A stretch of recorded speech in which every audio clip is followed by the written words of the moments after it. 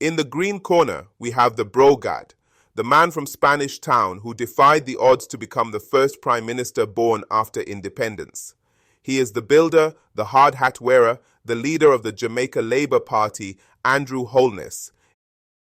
In the orange corner, representing the People's National Party, we have the man with the golden touch, the corporate lawyer turned politician, the investment genius who walks in the corridors of power just as easily as he walks through a dance hall session, Mark Golding. They fight over policies. They fight over who can run the country better. But today we are digging into the topic that dominates the barbershops, the bars, and the WhatsApp groups. Who is actually richer? And more importantly, whose path to wealth do you respect more?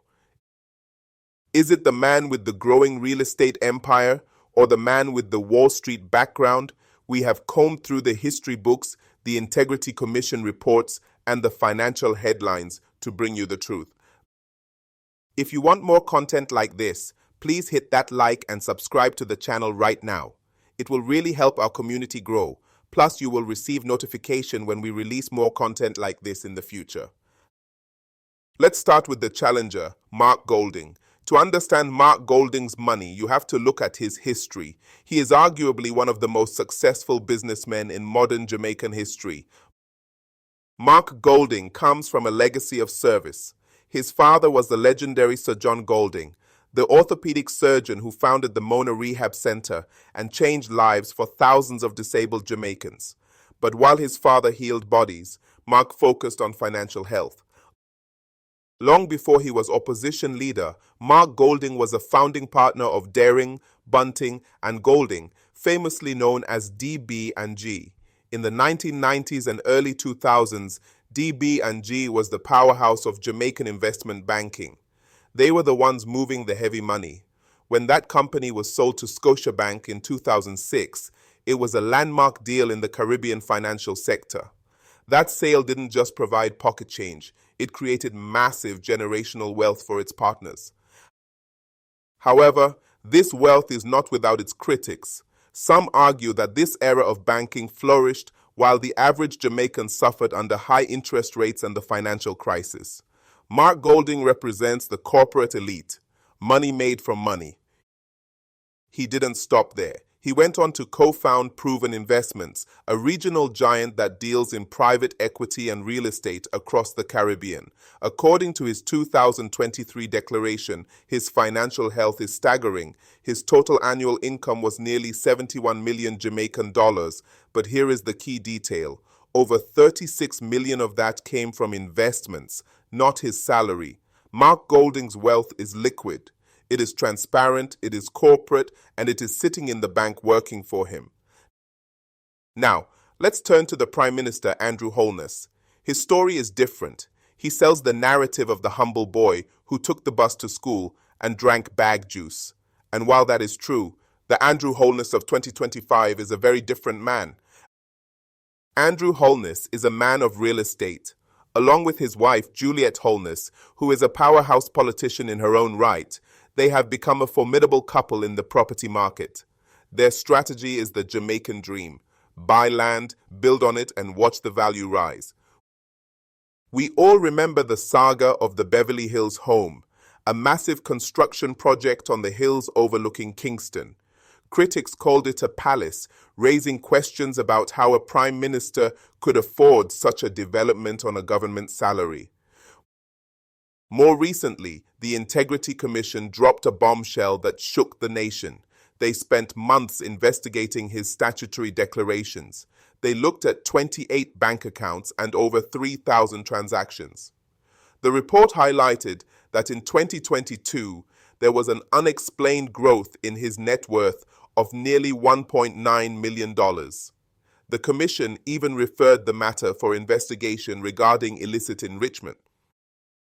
However, and this is crucial, the Director of Corruption Prosecution ruled that there were no grounds to charge the Prime Minister.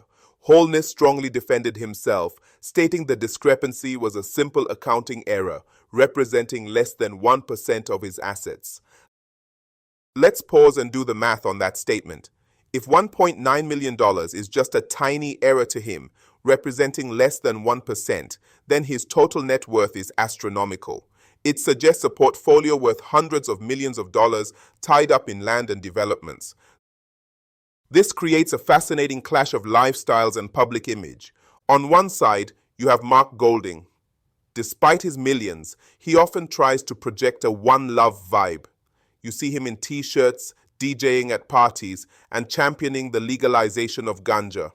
He is the uptown man trying desperately to connect with the downtown struggle. On the other side, you have Andrew Holness. He wears the desert Clarks to signify he is a stepper and a man of the people. Yet, he travels in a high-security convoy and lives in a fortress. He is the downtown man who has ascended to the uptown elite. So, who wins this financial showdown? Mark Golding represents old money and corporate power. His wealth is transparent and liquid. He doesn't need to hide it because it came from business deals that were public knowledge. But to some, he represents the big man system that has always run Jamaica. Andrew Holness represents new money and ambition. His wealth is built on land and construction, the exact things he encourages Jamaicans to invest in. But with that rapid growth comes intense scrutiny. Every new building, every new asset raises questions about how a public servant became a property tycoon. It creates a strange irony in Jamaican politics. The man representing the uptown PMP is rich from banking. The man representing the working class JLP is rich from property. Truth be told, it is almost impossible to 100% verify these two men's actual wealth. They probably have a good portion tucked away in offshore assets, not in their actual names. These figures quoted are just what is actually provided for public consumption. For now, we just have to go along with what is available. Maybe it's actually true, and that's all they have. Who knows? But here is the final question for you. Which type of wealth do you trust more? The banker who makes millions from interest and shares, or the builder who makes millions from concrete and land? We want to hear from you. Drop your comment below. Are you Team Mark or Team Andrew? And make sure you share this video with a friend who needs to know the truth. This is Jamaica News Report, signing off. Make sure to click the next link on screen now to watch more Jamaican content. Catch you in the next video.